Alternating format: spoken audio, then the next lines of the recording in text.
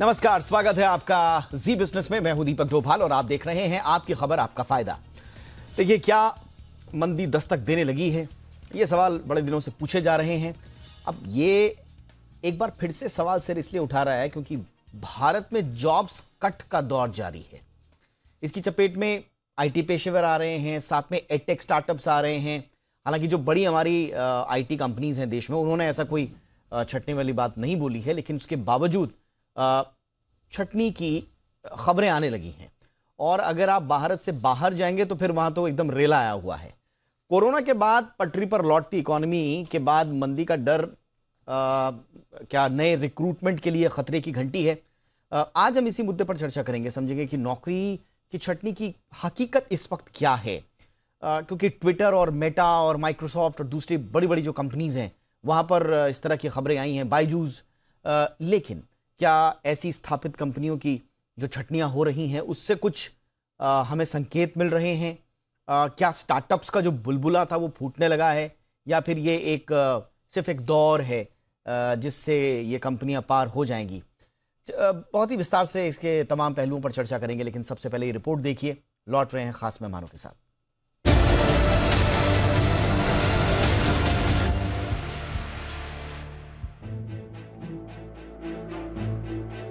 Corona काल के 2 साल के सूखे के बाद इकोनॉमी पटरी पर आती दिखी।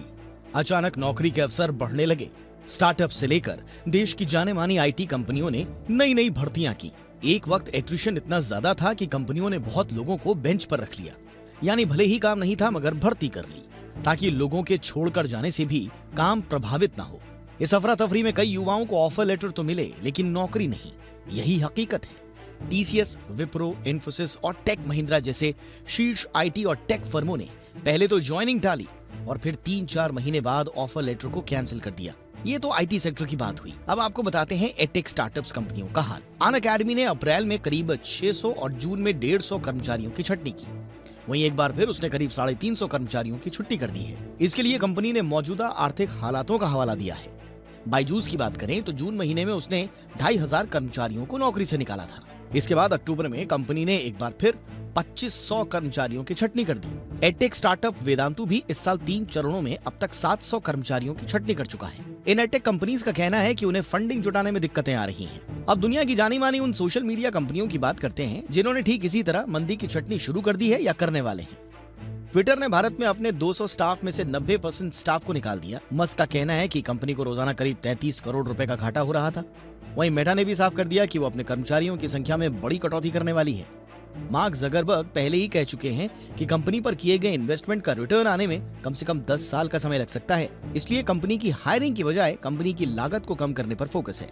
दरअसल केपीएमजी ने इस साल के अपने इंडिया सीईओ आउटलुक में कहा था कि मौजूदा समय में इंडियन सीईओज की सबसे बड़ी चिंता महामारी, बढ़ती ब्याज दरें, महंगाई और मंदी की आशंका है। भारत में 66% सीईओज अगले साल मंदी की आशंका जाहिर कर रहे थे।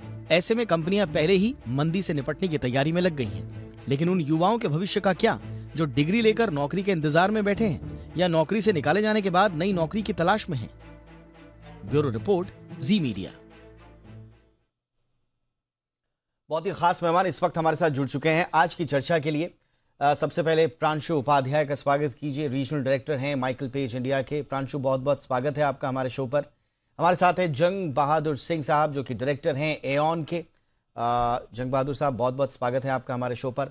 हमारे साथ हैं हरप्रीत सिंह सलूजा, फाउंडर प्रेसिडेंट हैं नाइट्स के, और जो कर्मचारियों के अधिकार हैं ख़ासतौर से आईटी सेक्टर और प्राइवेट सेक्टर में उनके मुद्दों पर मुखरता से बोलते हैं। हरप्रीत जी, आपका भी बहुत बहुत स्वागत है हमारे शो पर। प्रांशु, आपसे मैं चर्चा की शुरुआत करना चाहूँगा। अब ले ऑफ्स जो है एक बार फिर से ट्रेंड करने लग गया है। गाय बगाए हमने ट्विटर पर भी देखा कि खबर कभी आ जाती है ट्विटर से, कभी मेटा का अनाउंसमेंट हो जाता है, माइक्रोसॉफ्ट का हमने देखा। बहुत सारी कंपनीज हैं, एडटेक कंपनीज हों, विदेशी जो आईटी जायंट्स हैं, सब ने ले ऑफ का नारा लगाना शुरू कर दिया है। इस वक्त ले ऑफ का स्थिति है क्या? जॉब सिनारियो है क्या? क्या थोड़ा डराने वाला है क्या? धन्यवाद दीपक। देखिए, पहले तो मैं ये कहना चाहूंगा कि ये नहीं भूलना चाहिए कि 6 से 7 महीने पहले टेक में हायरिंग की क्या स्थिति थी। उस टाइम आप ही के शो पे मैं बात कर रहा था कि किस तरह से सैलरीज आसमान छू रही हैं और बहुत ही अनरीजनेबल तरीके से लोग जॉब चेंज कर रहे हैं, स्पेशली टेक्नोलॉजी में किस तरीके के जॉब्स हैं। तो ये एक रैशनलाइजेशन जिसको कहते हैं, ये समीकरण एक आना ही था। इस तरफ अगर आप मैक्रो इकोनॉमिक कंडीशन देखें, वो सबसे बड़ा एक कंट्रीब्यूटर है कि किस वजह से स्टैगफ्लेशन जो अभी अराउंड है, उसकी वजह से इकोनॉमिक ग्रोथ स्लो है और ले ऑफ्स हो रहे हैं। ये बात से कुछ झुटलाया नहीं जा सकता कि सारी आईटी टेक कंपनीज इस time profitability, efficiency, operational efficiency की बात कर रही हैं, और इसके चलते काफी कट्स हुए हैं और होते भी रहेंगे आने वाले 4 से 6 महीने में। तो ये इस समय की वास्तविकता है और सच्चाई है। ऑलराइट, यानी कि आप कह रहे हैं कि एक करेक्शन आया है। हमने देखा कि जैसे कि आपने बिल्कुल सही कहा कि 6 महीने पहले हम ही लोग बातचीत कर रहे थे कि ज़बरदस्त जो है लोगों को ऑफर्स किए जा रहे हैं, एट्रिशन की स्थिति थी, कहीं कहीं पर तो जो है जॉब छोड़ रहे थे लोग, और अब आज की स्थिति ये है कि लोगों के पास ले ऑफ के बाद एक चिंता की लकीरें माथे पर उभरी हुई हैं। जंग बहादुर साहब, भारतीय संदर्भ में आप कैसे देखते हैं? क्योंकि जैसे हमने कहा, हम ले ऑफ्स की बात तो ज़रूर करेंगे, एडटेक जो कंपनीज़ हैं, हम भारतीय संदर्भ में थोड़ा सा हम आईटी सेक्टर का, क्योंकि इससे ज़्यादा जुड़ाव रहता है, लेकिन अभी बड़ी जो आईटी कंपनीज़ हैं उन्होंने अभी ऐसा कुछ ले ऑफ के संकेत नहीं दिए हैं, थोड़ा सा वहाँ पर राहत है। लेकिन उसके बावजूद आप कैसे देख रहे हैं इस वक्त भारतीय संदर्भ में, क्या ले ऑफ्स को लेकर चिंता करनी चाहिए? नहीं दीपक, आपने बिल्कुल सही कहा है। देखिए, भारत में इस वक्त पे दो टाइप की कंपनियां मेजर तरीके से बोल सकते हैं प्रस्तुत हैं। एक है आईटी सर्विसेज, जो कि हमारे मास एम्प्लॉयर्स हैं, जिसमें आपके इन्फोसिस, टीसीएस, विप्रो वगैरह आते हैं। और दूसरी ये बड़ी बड़ी नामी कंपनियां हैं, माइक्रोसॉफ्ट, अमेजोन, मेटा वगैरह, जिनके अपने खुद के एम्प्लॉयज उनके ग्लोबल प्रोडक्ट्स इंडिया में सॉफ्टवेयर प्रोडक्ट्स बनाते हैं। इस वक्त जो मेजरली ले ऑफ की खबरें आ रही हैं वो सेकेंड कैटेगरी से आ रही हैं, जहाँ पे यूएस वगैरह में इनके जो प्रॉफिटेबिलिटी पे काफी प्रेशर पड़ रहा है, एंड ये ग्लोबली ऑपरेशनल एफिशिएंसी और कॉस्ट कटिंग के तरीके ढूंढ रहे हैं, जिसका असर भारत में भी पड़ रहा है।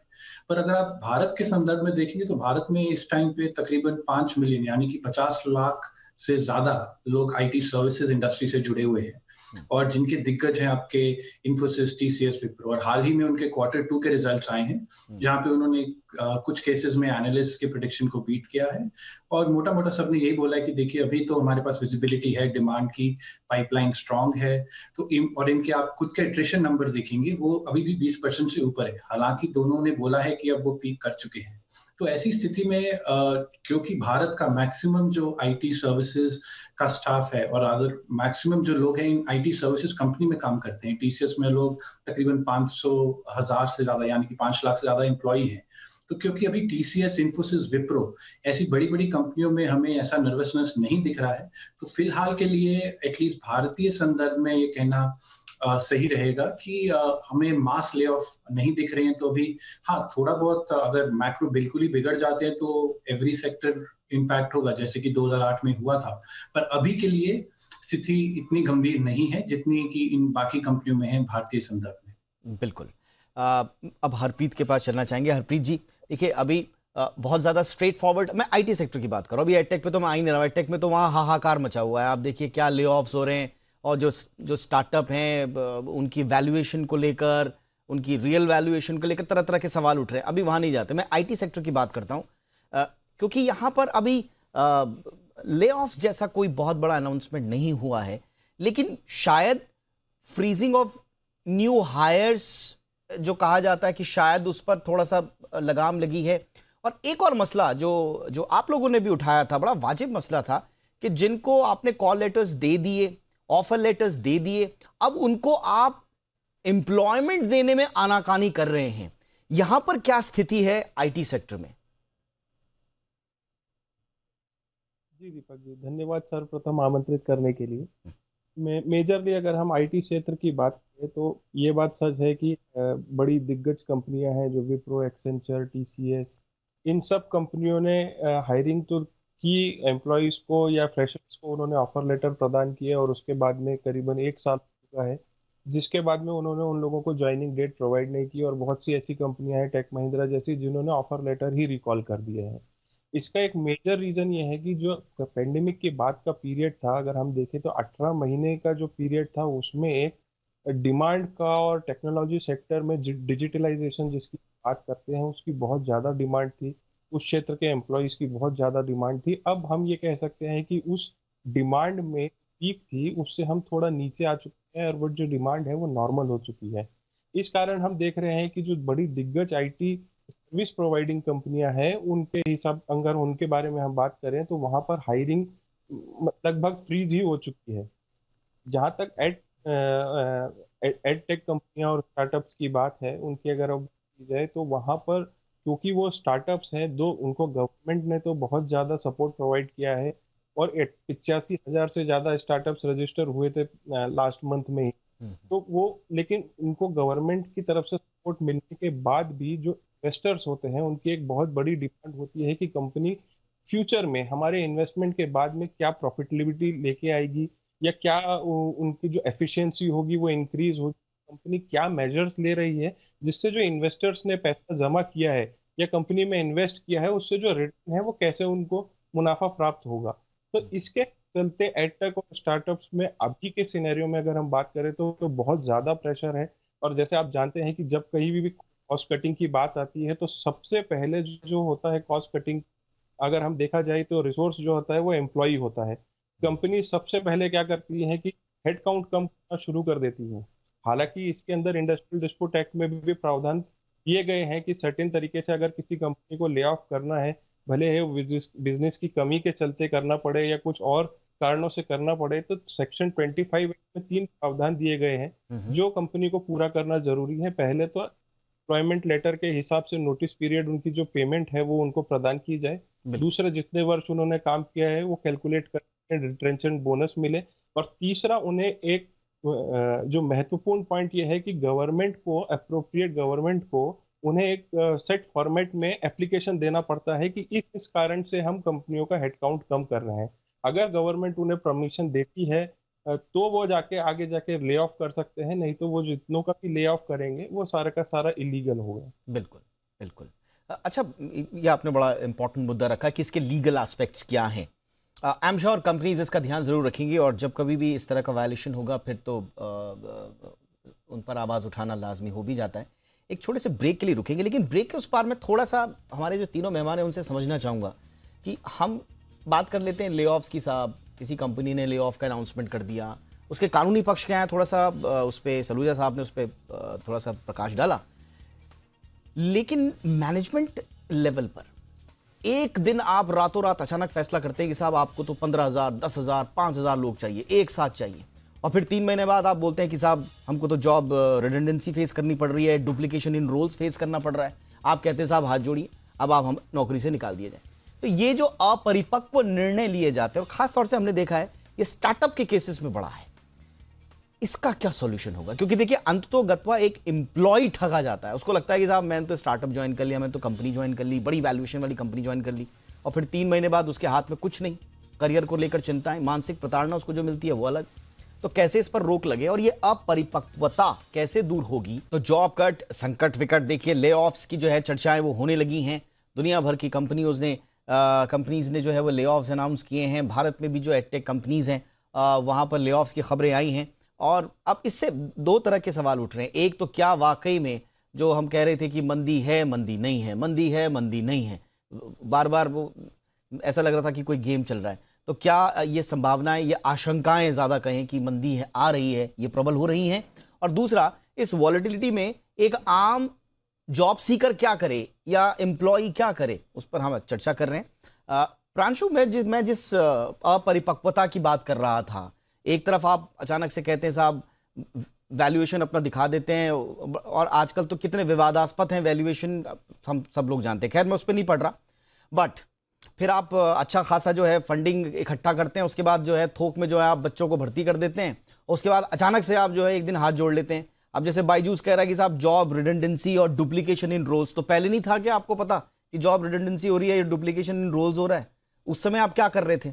और अब आप कहते हैं बच्चों को कि अचानक से आप जाइए, मतलब एक साथ 2,500, 2,500, 3,000 बच्चों को आप कह देते हैं कि आप जाइए रातों रात, उनका पूछने वाला कोई नहीं है। तो ये अपरिपक्वता कितनी घातक है पूरे जॉब मार्केट के लिए और पूरी इंडस्ट्री के लिए? नहीं, देखिए ऑब्वियसली जो जो इन चीज़ों से इम्पैक्ट हुए हैं, जिन पे इनका सीधा प्रभाव पड़ा है, उसके लिए तो ये बहुत ही घातक है, क्योंकि उन्हें अपने करियर और आने वाले समय की बात करनी है। लेकिन अगर आप स्टार्टअप की बात करें, एक सेकंड को समझते हैं कि स्टार्टअप क्यों रिस्की कहे जाते हैं, और यही यही एक रीज़न है कि स्टार्टअप ज्वाइन करना, अगर आप एक प्रीमियम वैल्यूएशन पे ज्वाइन करते हैं या ऊंची सैलरी पे ज्वाइन करते हैं, एक स्टेबल कंपनी से आप स्टार्टअप में जाते हैं, तो एक वो आप रिस्क ले रहे हैं। वो इनहेरेंट रिस्क इस बात का होता है कि ये पहली बार नहीं हो रहा है कि स्टार्टअप इस तरीके के ले ऑफ कर रहे हैं। जब पैंडेमिक हिट किया था तो कुछ सेक्टर जैसे एडटेक वगैरह बहुत अच्छा कर रहे थे। अब जब सारी चीजें खुल गई हैं, वही सेक्टर्स हैं जो बहुत ज्यादा सफर कर रहे हैं, क्योंकि कंजम्पशन मॉडल और जिस तरह से कंज्यूम कर रहा है कंज्यूमर, वो चीजें चेंज हो रही हैं। तो देखिए, स्टार्टअप को ज्वाइन करने का वो जो रिस्क है, वो यही रिस्क है कि इस तरह से लेऑफ्स होते हैं। और मैं बताता हूँ कि ये जो आप इमेच्योरिटी की बात कर रहे हैं, वो क्यों आ रही है। इसमें जब एक प्रोडक्ट डिजाइन करना होता है, जब इकोनॉमिक ग्रोथ होती है, उस टाइम पे एक टैलेंट वॉर शुरू होता है कंपनीज के बीच में, और काफी हायरिंग कर ली जाती है। और ये मोस्टली हायरिंग जो होती है वो जूनियर या मिड लेवल पे हायरिंग की जाती है। एग्जीक्यूटिव लेवल पे आप देखेंगे तो उतनी ज्यादा हायरिंग नहीं होती है। तो ये जो ओपन पोजीशंस है ऐड करी जाती हैं। उसके बाद अगर ग्रोथ में स्लो डाउन है, क्योंकि एक टेक्नोलॉजी कंपनी की मेजर कॉस्टिंग और जो उनका खर्चा है वो एम्प्लॉयज की सैलरी ही होता है। तो एम्प्लॉयज की सैलरी कम करने या कट करने के अलावा उस टेक्नोलॉजी कंपनी के पास और कोई भी ऐसा रास्ता नहीं है कि वो अपनी ऑपरेशनल कॉस्ट कम कर सकें। तो इसी वजह से आप देखेंगे कि कंपनियां जब भी रिसेशन, ग्रोथ में कमी या इस तरीके की चीजें होती हैं, तो फटाक से एकदम से आप ले ऑफ की खबरें सुनते हैं। और एक एक साथ 2-2, 2,500, 300, 400 फॉर छोटी कंपनीज के चलते ये ले होते रहते हैं। तो ये चीज है, मेरे ख्याल से ये भी सोचना है कि इस समय पे जो लोग आ, निकाले गए हैं या जिनका ले ऑफ हुआ है, वो क्या करें, किस तरह से अपना स्किल डेवलपमेंट कंटिन्यू रखें। क्योंकि देखिए, ये एक साइकिल है, ये एक फेज है। जिस तरह से ये फेज आया है उस तरह से ये फेज जाएगा भी। और ये पहली बार नहीं हो रहा है कि इस तरीके का फेज आया है। तो एक जॉब सीकर के लिए ये बहुत इंपॉर्टेंट है कि इस टाइम कॉन्ट्रैक्चुअल जॉब्स, जो कि फुल टाइम एम्प्लॉयमेंट नहीं है, अगर आप अपने बिगनिंग ऑफ द करियर पे हैं, अपना स्किल सेट डेवलपमेंट, उन चीज़ों पे ध्यान देना कंटिन्यू रखें, और निराश ना हो, क्योंकि निराशा से आप कहीं नहीं आगे बढ़ पाएंगे। एब्सोल्युटली। निराश तो नहीं होना है स्वाभाविक रूप से। जो हमारा जो एक आम एम्प्लॉई होता है, मुझे लगता है कि ये कंपनियां जो है ना आजकल, इतनी खबरें आती हैं कि कंपनियों का मैनेजमेंट कितना भी अपरिपक्व क्यों ना हो, ये इतने सारे इंसिडेंसेस आते हैं एक आम एम्प्लॉई के जीवन में कि वो बेचारा खुद जो है परिपक्व हो जाता है। उसको समझ में आ जाता है कि अब क्या, कहाँ, कैसे, क्या मैच्योरिटी दिखानी और कैसे आगे बढ़ना है।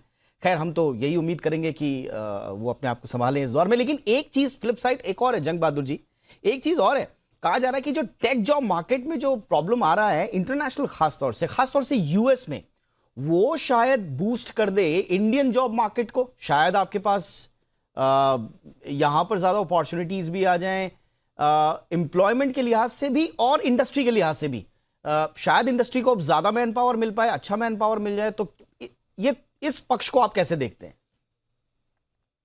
जी बिल्कुल, अगर हम थोड़ा हिस्टोरिकली भी देखें, जब भी यूएस में स्लो डाउन या रिसेशन आया है, तो एक हमारा जो मेजर बिजनेस है आउटसोर्सिंग का, उसको थोड़ा बूस्ट मिला है।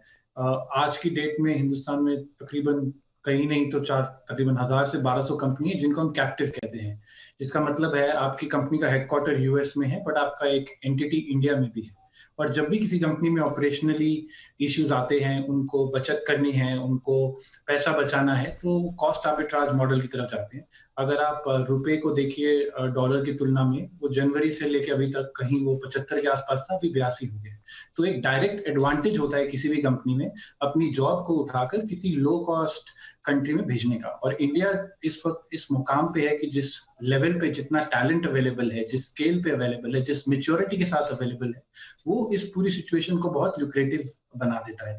आप देखेंगे अगर पैंडेमिक के दौरान भी जहां पे पूरी ग्लोबल सप्लाई चेन ब्रेकअप हो गया था, वहां पे भी कंपनियों ने आके अपने कैप्टिव्स इंडिया में सेट करे हैं, जस्ट बिकॉज उनको ये एडवांटेज लेना था। तो अगर यूएस में रिसेशन आता भी है, आई थिंक एक सिल्वर लाइनिंग ये भी है कि हिंदुस्तान जैसी इकोनॉमी जहां पे टैलेंट इस मैच्योरिटी के साथ इस स्किल का अवेलेबल है, तो जरूर यकीनन कंपनियों ने पहले भी किया है। 2000 में जब .com बबल बर्स्ट हुआ था, उसके बाद भी हुआ था, 2008 के बाद भी हुआ था। और हमारा मानना ये कि अगर यूएस में टेक्निकल रिसेशन भी आता है, तो उस ऐसी हालात में हिंदुस्तान जैसी इकोनॉमी और हिंदुस्तान जैसे टैलेंट मार्केट उनके लिए बहुत इंपॉर्टेंट हो जाएगा। और काफी पॉसिबल है कि जो जॉब्स वो यूएस में देने वाले थे वो जॉब्स इंडिया में ट्रांसफर होंगी और स्पेशली कैप्टिव सेगमेंट में हमें ग्रोथ देखने को मिलेगी। और वहां पे जो कि हम बात कर रहे थे, अगर ले ऑफ्स हो भी रहे हैं, पहली बात तो ले ऑफ जब भी होता है बहुत ही दुखद घटना होती है, पूरी सहानुभूति है जिनके साथ भी होता है। पर हाँ, यहाँ पे इंडिया में एक अपॉर्चुनिटी है। वहां पे जैसे कि हम आजकल इकोनॉमिक्स में बात कर रहे हैं डीकपलिंग की, तो वहां पे ग्लोबली अगर रिसेप्शन आता भी है तो इंडिया की जो आईटी बीपीएम यानी बीपीओ और आईटी सर्विसेज दोनों को मिला के जो हम सेक्टर बोलते हैं, वहां पे अभी भी इतना नर्वसनेस हमें नहीं दिख रहा है। इसलिए हम कॉशियस ऑप्टिमिज्म का टोन ज्यादा देख रहे हैं। कॉशियस ऑप्टिमिज्म का टोन रहेगा, लेकिन वॉलेटिलिटी मुझे लगता है कि आने वाले समय में शायद और बढ़े। और इस वॉलेटिलिटी में क्या करना चाहिए कि एम्प्लॉय को, आपके पास किस तरह की क्वेरीज आ रही हैं हरप्रीत जी? चिंताएं जो एक आम एम्प्लॉय की हैं वो क्या हैं? मैं हर तरह के एम्प्लॉय की बात कर रहा हूँ। मैं ऑफर लेटर देने के बाद उसको जॉब डिनाई कर दिया गया, उस एम्प्लॉय की बात भी कर रहा हूँ। जो बेंच पर बैठा हुआ एम्प्लॉय है मैं उसकी भी बात कर रहा हूँ। और जो बेचारा डरा हुआ है कि कभी भी ले ऑफ अनाउंस ना हो जाए, अब इतना रिसेशन की बात चल रही है, इंटरेस्ट रेट हाई हैं, ग्लोबल अनसर्टेनिटी है, सब जब तक देख रहे हैं हम डॉलर ओवरसीज, आप देख लीजिए क्या स्थिति है। तो क्या अभी मन में चल रहा होगा? आपके पास किस तरह की क्वेरीज हैं? जी दीपक जी, धन्यवाद। जब अगर हम एम्प्लॉय की मानसिकता की बात करें तो सबसे पहले यही आती है कि वो ह्यूमन रिसोर्स, तो कंपनी भले वो आईटी की हो या स्टार्टअप हो या एडटेक हो, उन्हें ह्यूमन की तरह भी के साथ में बर्ताव करना चाहिए, क्योंकि उनकी फैमिलीज जुड़ी हुई हैं। तो आपके कंपनी का फर्नीचर, टेबल, कुर्सी, फैन नहीं है जिसे जब मन चाहा आपने रख लिया, आज आपको कॉस्ट कटिंग करनी तो आपने बाहर कर दिया। ये एक बहुत ही गलत अप्रोच है एम्प्लॉयज की तरफ। अगर हम बात करें, प्रांशु जी ने अभी कहा था, भेद रखता हूँ कि कभी भी कॉस्ट कटिंग की बात आती है तो एम्प्लॉयज के ऊपर ही तलवार क्यों चलाई जाती है? अगर बायजूस के पास इंडियन नेशनल क्रिकेट टीम को करने के लिए पैसा है, लाइनल मसीह को 50 करोड़ रुपए साल के हिसाब से स्पॉन्सर्स करने का, अगर एम्बेसडर बनाने के पास में फंडिंग है, इसके अलावा फीफा वर्ल्ड कप देखा जाए जो अगले महीने होने वाला है, उसमें उनको स्पॉन्सरशिप करने के लिए उनके पास पैसा है। पिछले साल का उनका फाइनेंशियल ईयर 2250 करोड़ ज्यादा रुपए उन्होंने पब्लिसिटी में, मार्केटिंग में खर्च किए हैं। तो जब कंपनीज के पास में या स्टार्टअप्स के पास में फंडिंग है ऑलरेडी स्पेंड करने के लिए मार्केटिंग के ऊपर, वो पैसा अगर वो उनको प्रॉपर्ली अगर वो सेव किया जाए या पर ठीक तरीके से उसका एक्सपेंसेस का अगर उनको निर्धारित किया जाए, तो इस हिसाब से मैं देखता हूँ कि एम्प्लॉयज के ऊपर इतनी तकलीफ आनी नहीं चाहिए, क्योंकि एम्प्लॉयज ही हैं जिनके कारण वो कंपनियां चल रही हैं। ब्रांडिंग मार्केटिंग के कारण एम्प्लॉयर का सर्वाइव करना तो बहुत मुश्किल है। नहीं, एब्सोल्युटली, बिल्कुल सही बात है। जी। और कुछ और बेहतर रास्ता निकाला जा सकता है। आपके एम्प्लॉई हैं, आप उनको इस तरह से चाय में मक्खी की तरह बाहर नहीं फेंक सकते हैं। आप चाहें तो उनको सिस्टम में इंटैक्ट रख सकते हैं, उनका दिल जीतकर, उनका भरोसा जीतकर। वो नहीं जाएंगे शायद आपको, लेकिन आपको वो भरोसा जगाना पड़ेगा। लेकिन इसके लिए एक बड़ी अप्रोच की आवश्यकता है, प्रोफेशनल जो अप्रोच है उस पर भी बदलाव की आवश्यकता है। बहरहाल, आज हमने 3 मुद्दों पर बातचीत की। एक तो हमने ओवरऑल जॉब सिनारियो समझने की कोशिश की, ले ऑफ्स की खबरों के बीच में। दूसरा, जो कंपनियों का माइंडसेट होता है उसको समझने की कोशिश की, और एक आम एम्प्लॉय के नजरिए से भी उसके अधिकार और उसके जो विचार हैं उनको भी समझने की कोशिश की। तो इन तीनों पक्षों पर बातचीत करने के लिए आपका बहुत बहुत शुक्रिया। Pranshu, thank you so much, आपने वक्त निकाला हमारे लिए। जंग बहादुर साहब, आपका भी बहुत बहुत शुक्रिया। हरप्रीत सिंह जी, आपका भी बहुत बहुत शुक्रिया। आपकी खबर आपका फायदा में इतना ही। इजाजत दीजिए, नमस्कार।